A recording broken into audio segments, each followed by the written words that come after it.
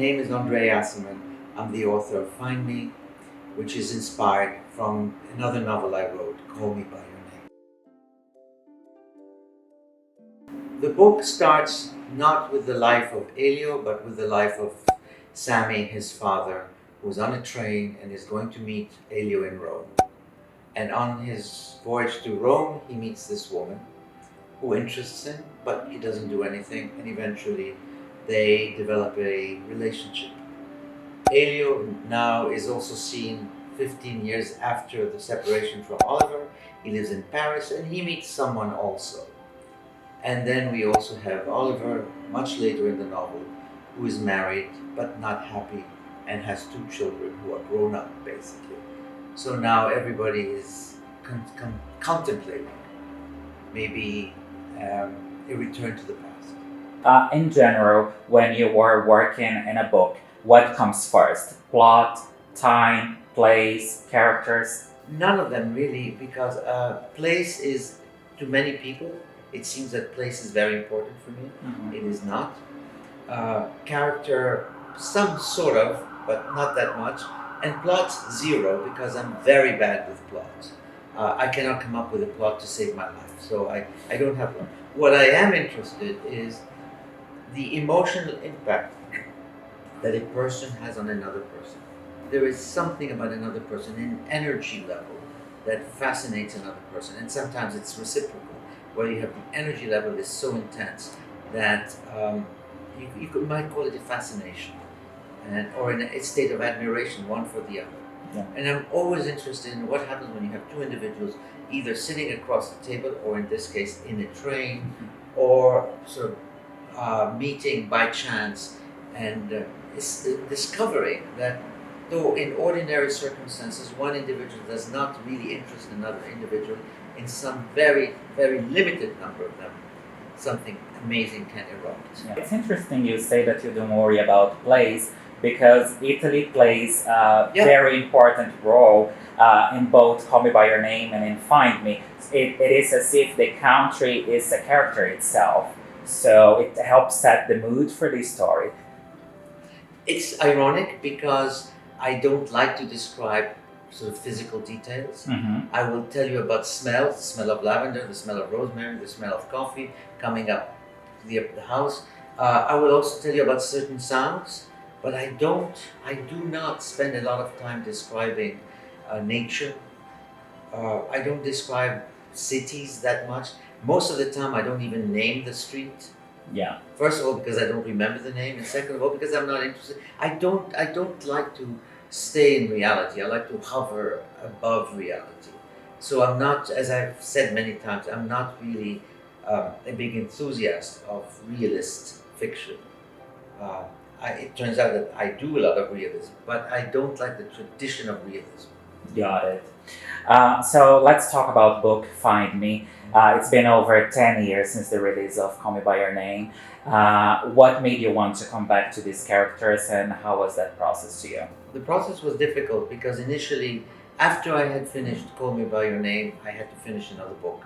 And after that book, I decided, well, let me go back to Call Me By Your Name. I left a lot of things unfinished in Call Me By Your Name, so I wanted to go back. And so I started the way I thought was natural, was to have Elio writing in the first person, as he always did in the first book. Yeah. And I explored that, and it just wasn't working. I felt I was writing Call Me By Your Name again. And there was nothing to win over. In other words, what was he going to do? Write to Oliver and have a correspondence or not correspondence? Remember, but how long can you remember before you get bored? And so I just would start 1 page, 2 page, and then it just went dead. And after a while I decided to give up. Until I was on a train and I met this woman, and I've gone public with that. I met a woman on a train. We started speaking. She had a dog. She had a present for her father. It was exactly like in the book. And then she got off, and I don't even know her name. I'd never even asked, whatever. But it fascinated me how you could sit next to someone and suddenly you have a sense of, oh my God, my life could entirely switch. Something can happen. Who knows? You as a fiction writer, you're always thinking of the what if, Yeah. or the what might have been. And I started writing immediately. I had no idea what I was doing, but I started writing, and eventually, after I think about 4 or 5 pages, I said, "This could be the father." And so I went back and said, "Well, what is the father doing?" Well, he's giving a lecture. That's normal. I give lectures, and on top of that, he's going to meet the son. And oh, this is great. This was the brilliance of the whole idea. The son, for me, comes in sort of almost obliquely into the novel, as opposed to being the frontal voice. But do you consider yourself a nostalgic person? And if you could go back in time, what advice would you give to your younger self? Oh my God, that's the hardest question to ever ask anybody. I have written about nostalgia so much that people assume that I'm a nostalgist. Actually, I don't know that I am. I'm not going to say I'm not, but I'm not so sure that I am, because most of me, intellectually, I'm very much in the past, but as a human being who has a personal life and has a family, etc., etc., the one you're talking to right now in the living room, he's very much in the present. I'm always in the present. But I'm aware of the past because when you have had a significant rupture in the past, that makes you very sensitive to things that have disappeared. So you always live with the shadow of the things that have disappeared in the past. And for me, that means first of all, it's Egypt, which I was kicked out of at the age of 14. So I wasn't just a kind of baby. I was a grown-up person. And then there's Rome also, which I lost also, and I feel that I've lost. And then I'm also nostalgic for Paris, where I lived, but I never even thought I was ever going to live in Paris. And that yet the itinerary of my life was always aimed at Paris. So I have a Paris that's absent from my past, but that really sort of continues to hover over my present. If I see the older self and a younger self, and I knock at his door, and I would say to him, "Hurry up! There's no time to waste. You're wasting too much time." If I saw an older person who would meet me today and say, the advice he would give me is not hurry up, is do it now because you won't have much time left to do it later. So it's always a sense of learn to ask for and take what you want and live in the present, which is something that part of me does, but not the whole of it. In a beautiful moment of the book, there is an excerpt of a song by Maria Bethânia, Quem Leva os Meus Fantasmas. Did that song have a particular meaning to you, or that came up as part of the process? I like the song a lot, and I like that particular stanza. Those lines are fantastic because it is about what's the point of sailing if you don't have a map? What's the point of having doors? What is it? What the point of having a house is it? Because the doors are all open. Yeah. And that is such an expression of many of the things that I feel. In other words, I don't know how to explain it. The song says it so well. There's something inadequate about life, and we have to learn how to master it, because at some point, if we don't, it's too late. I keep going back and forth on the importance of art these days, because more than ever we need to create.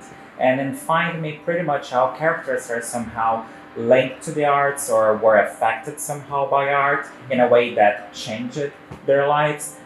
So I would like you to comment on that and also tell me how art has affected your life as a person and as a writer.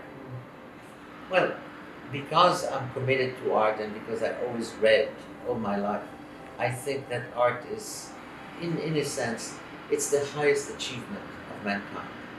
I mean, yes, the internet is also fantastic, okay, and computers are wonderful, but I think it is art that basically is the most sublime form that humanity is capable of. And not all of us can do it. And some of us attempt and fail, and some of us succeed and then fail, because it's not a guarantee. Art is not a guarantee. And one of the ways in which I enter this particular idea is with music, because classical music means a lot to me. And when I mention classical music, what I'm really trying to suggest to the reader and to myself is that the most spiritual that we can be is through music. So in many respects, I think that art it's taking all the raw material from life Because art is not about life. It is absolutely not about life, contrary to what everybody says. Art takes raw material from life and makes life, even the pain of life, it gives it an enjoyable, beautiful aspect. In other words, we take the shit that's around us and we transform it into something that will not only be beautiful and make us happy, but that will last over and above our lives. So Find Me is a meditation on time, and it gave me this in search of a lost time vibe, and it's how much do we wait? It's about this contrast between generations and young selves and old selves. But it doesn't matter. At the end of the day, everybody wants to be connected. Everybody wants to be loved. And so, do we have only one big story to tell when it comes to love?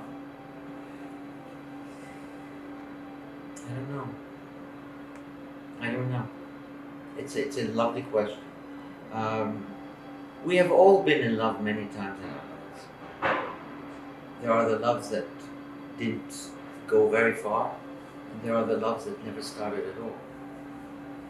And the ones you remember, as someone says in the book, are the ones that never happened. Because those never were actualized, and they remained as might have been. So I don't know. It's very hard. I fell in love the first time when I was very, very young, and I think I have not learned anything since. I've gotten wiser. I know how to anticipate what people will say, how they will behave. I know also how to sort of steer them a bit. But by and large, I am still a very, very young teenager, totally inexperienced and totally sort of making the same exact mistakes I made when I was a kid. When it comes to friendship and love, sometimes they're synonymous, sometimes.